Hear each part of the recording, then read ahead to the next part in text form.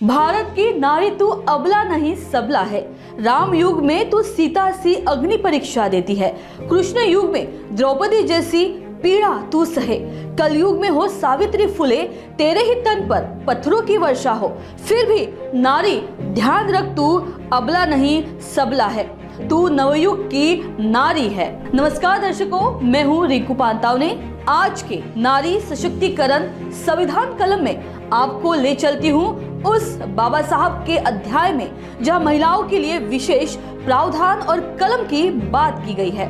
संविधान निर्माता डॉक्टर बाबा साहेब अम्बेडकर ने अपने प्राण एक कर दिन रात की कड़ी मेहनत से जब संविधान लिखा तो उस महानायक ने नारी के सम्मान के लिए कुछ विशेष प्रावधान बनाए।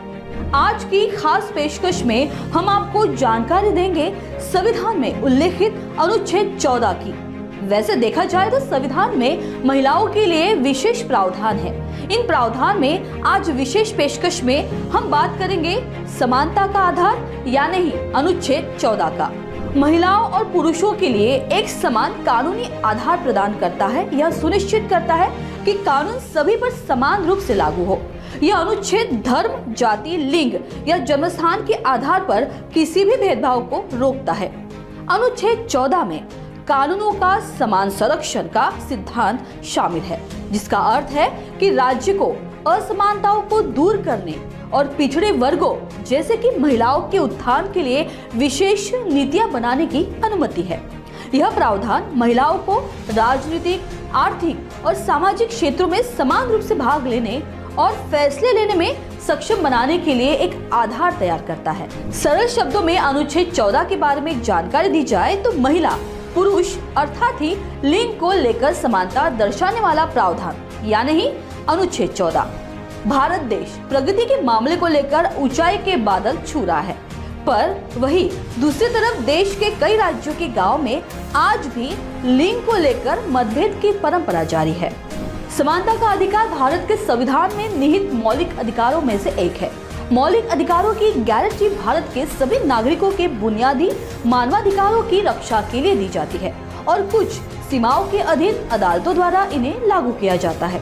ऐसे ही मौलिक अधिकारों में से एक है समानता का अधिकार। समानता का अधिकार कानून की नजर में समानता को संदर्भित करता है। जाति के आधार पर किसी भी अनुचितता को त्यागना, जाति, धर्म, जन्मस्थान और लिंग एवं इसमें रोजगार के मामलों में संभावनाओं की समानता, अस्पृश्यता का उन्मूलन और उपाधियों का उन्मूलन भी शामिल है।